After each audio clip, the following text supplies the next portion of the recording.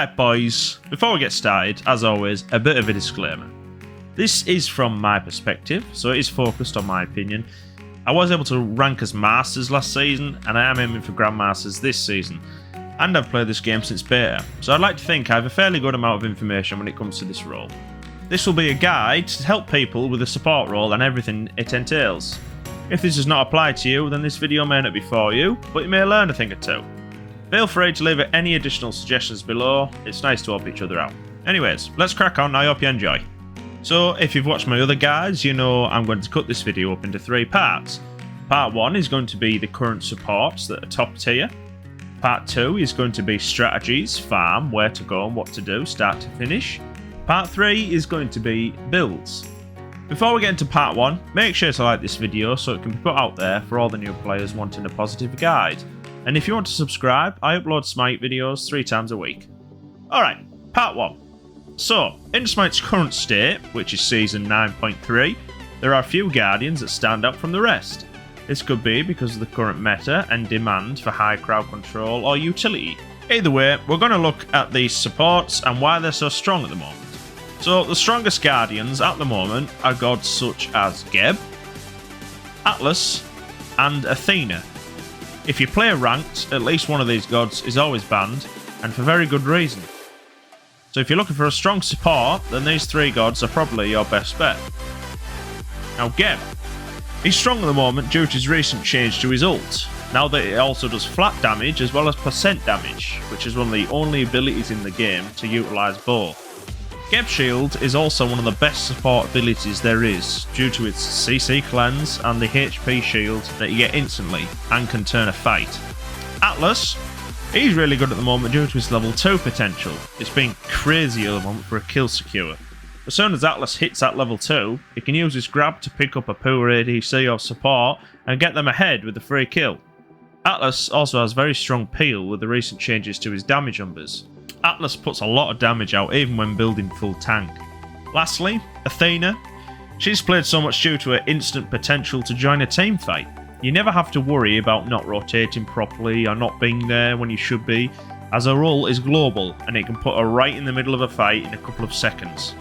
Alongside this, she has a really strong taunt which can group many enemies towards her, making it real easy for the powerhouses to get right in there and do their job.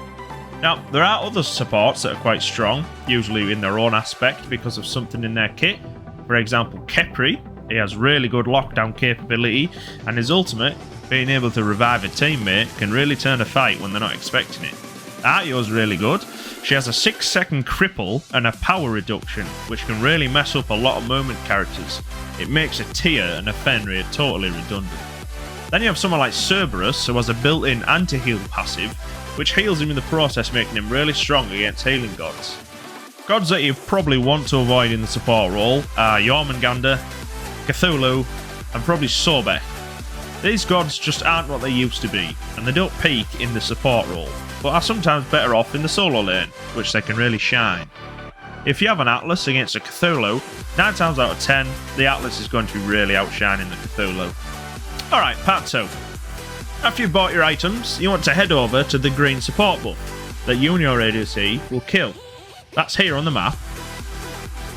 My advice would be for you to use your first ability on this, and your ADC just use the basics. After you've picked this up, you want to head over to the purple buff with your ADC. This is where you need to use the Hand of the Gods.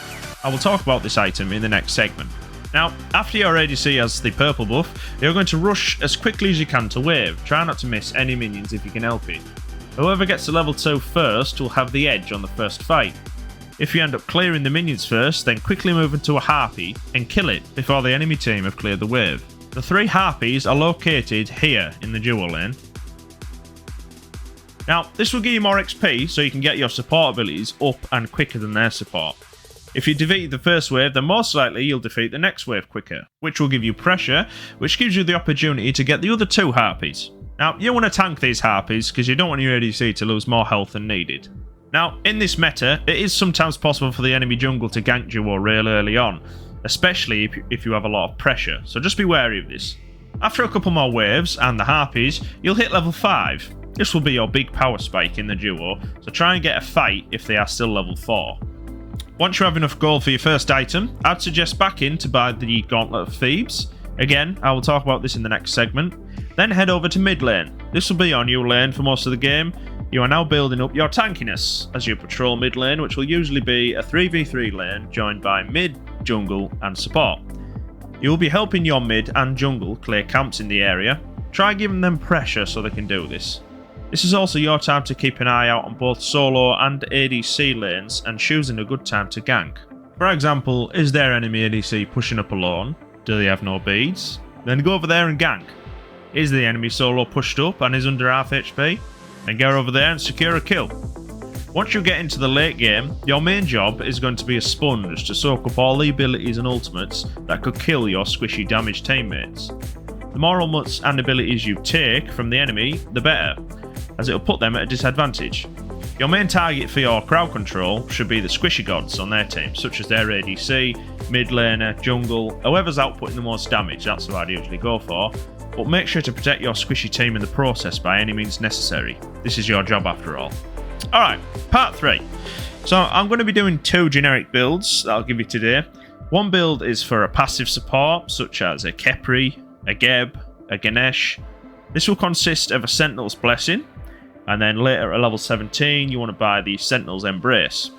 At level 1, however, you want to obviously buy the starter, and then you need to buy the start of Gauntlet of Thebes and Hand of the Gods to use on the purple buff. Now, after you've bought Gauntlet of Thebes, if you're ahead, I'd advise getting a Relic Dagger, or rushing a Sovereignty for the even bigger aura. After this, you'll be needing some magical protection. A good item would be Heart Ward into a Stronghold version. Then you're going to need some cooldown to pop off those CC abilities often. So get yourself a Pridwin, a really well used item on supports. Now, if they have a lot of healing on their team, you could switch Heart Ward out for a Pestilence, but you'll be the judge of that. Your last item should be some sort of utility for your team. For example, if you have a team that has a lot of attack speed gods, like a Shen, you have your ADC, maybe you got a Kronos in the solo, grab a Shoguns to help them out. If their team has a lot of auto attack gods, vice versa, then just grab a Witchblade to try and counter them. Now, build 2 is going to be more on the aggressive supports, such as Bacchus, Cerberus, Atlas. Your starter item should still be Sentinel's Blessing, and at level 17, go into a Sentinel's Boon this time for a huge amount of sustain, which you will need because you won't be as tanky. Now, you want to get the same items at level 1, obviously get the starter Gauntlet of Thebes, and then Hand of the Gods. This is always a given in this role, at the moment. Now, after you've bought Gauntlet of Thebes, you should go into a Void Stone. This will give you power, pen, and health. Now, this item got a recent buff, so it makes it really strong at the minute. Now, you want to be thinking about getting some cooldown, so you can pop off your abilities a lot more often. So get yourself a Breastplate of Valor, and then get that into a Determination. If you're getting slowed often by the enemy team, then a Wing Blade is a pretty good item. And if they don't really have any slows, grab yourself a Witchblade instead. That'll give you some extra cooldown and health. The final item, you want to get yourself a bit of Talisman of Energy or a Shoguns, just for that extra team help. Well, there you have it. Nice quick support guide for you. I hope you enjoyed. I will be putting other guides out. This is a support. I've done an ADC this season, and I will do the other roles. It just takes me a lot of time. I like to play the role a bit more, so I can get a much better grasp on it. Anyway, catch you in a bit.